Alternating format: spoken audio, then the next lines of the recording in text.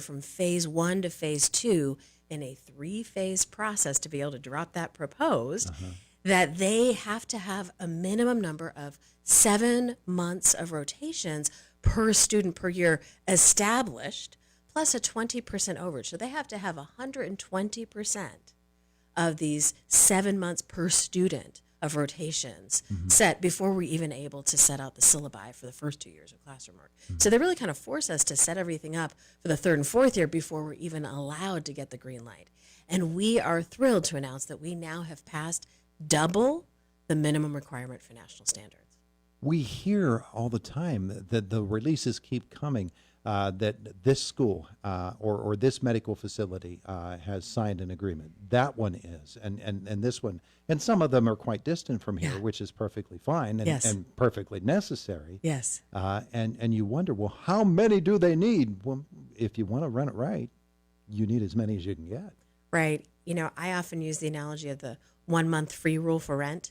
When someone has a month free, even if it's a 6-month lease, they tend to stay for years, right? Yeah. We know that as human beings, we tend to want to bloom where planted unless there are indications otherwise. So if we give students that minimum number of rotations and then say, hey, you know, you've got 2 years of rotations, you set them up on your own, we'll give you 7 months, but for the rest of those 2 years, do them on your own. Students are not as likely to stay in the communities where we intend for them to set up and stay and really become a part of the communities. If we have double, and in some areas and regions more than double the rotations, we have the opportunity after they finish those 7 months of required rotations to offer them up to the full 2 years of rotations to say, hey, you know, you don't have to do all of these rotations, but they are here for you. Where you've moved, where you've signed leases, purchased homes, have family members and maybe kids in schools enrolled in some of these communities. Many obviously will be in Indiana and Punxsutawney, but we have a number of rotations in other rural regions. Students wouldn't have to move. So what we typically see when they have things all set in a region, and I've seen this in medical education, is they really tend to stay for the full 2 years. They may take a month or two rotation to try something different in another region, but where they have their homes, where they have their families, and where they are based in the communities, they tend to stay. So we're really having, thanks to all of the listeners and supporters through the healthcare agencies, so many collaborators who support IUP, we've been really fortunate to beat all of the national standards and have more than double the rotations. So we can offer them very close to a full 2 years of rotations. Yeah, and they want that comfort level too. They do. I can certainly say I did as a medical student, and all of the students that I've been speaking with recently feel the same way. Yeah, absolutely. All right, so that's great news. Yes. That you continue to make forward progress in that respect. Yes. You hate when you get the 5-yard penalty flag for illegal motion, and you got to go back 5 yards. Yes. So we always want to be moving forward Yes. and making positive steps. That's a very, very positive step there. Yes, and no yellow or red flags. Knock on wood. There you go. Yes, we've been very lucky. Wonderful, wonderful. What else is going on with the school? What are steps that need to be taken and that we can anticipate will be the next moves forward? So one of the things that we have been very creative about in working with our partner healthcare agencies that have been so excited to offer us many clinical rotations, much more than we had anticipated, and many more healthcare hospitals, rural hospitals, FQHC clinics coming forward to offer us more rotations than we ever had imagined, is we're working with them in a partnership, right? So rather than us coming to healthcare groups and saying, hey, we need rotations, what can we do? Almost like a business transaction. We're talking with them about their needs. And it turns out that a lot of healthcare providers right now are needing assistance with what's called continuing medical education. So we are able to provide them with faculty development, so training of the trainers and medical education where they can get credits towards renewal and maintenance of their licensures, which are very important in medical licensing. So these are things that often doctors will have to travel, they'll have to pay quite a bit of money. We're working with our core team at IUP at the proposed College of Osteopathic Medicine and providing some of that training directly to them to help them with faculty development. And some of the exciting numbers. So far, we have supported with just a team right now of 4, 325 physicians in training in just the last several months that we've been working steadily on this. And we have supported 265 existing residency slots and train the trainers, creating core educational competencies for cases based on community and hospital and input. So we've been really excited about that. And through this, we're able to help inform our future curriculum.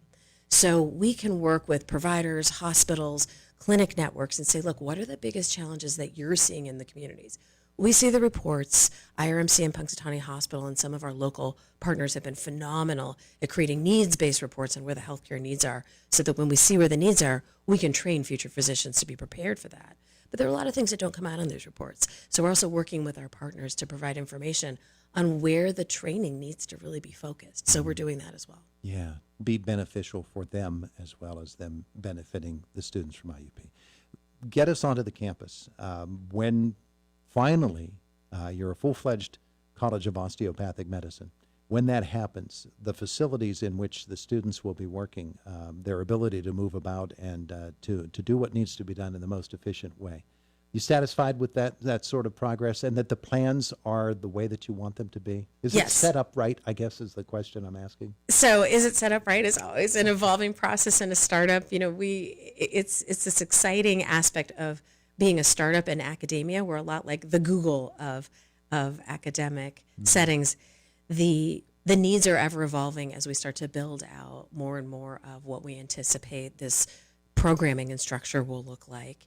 And so that is a process that right now today we're really excited about the potential future plans of the space, and that is yet to be finalized for us to confirm our level of excitement, but we're pretty happy about it so far, and we're very, I'll say, cautiously optimistic. And while you're looking at the physical plant at IUP and how that will play out, you're also building curriculum. Yes, yes.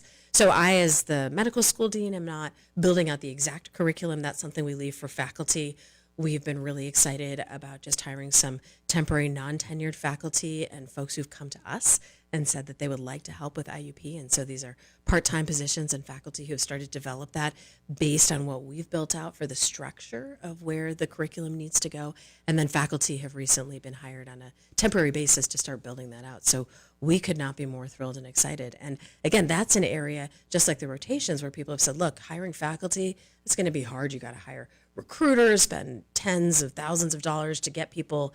And we've had folks coming to us saying, hey, I want to teach, I want to help out. And we've been equally fortunate in that arena as well. Speaking of people who want to help out, we get the releases as well about alumni who are making gifts to the university in order to move this progress forward.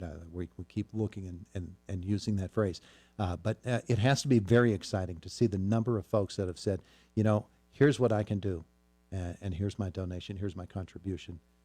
And to see them all come together like that has to be thrilling. Yes, I am #blessed and honored to be a part of this process. I am one of many people who've been a part of this effort to create and move this college forward in creating the school.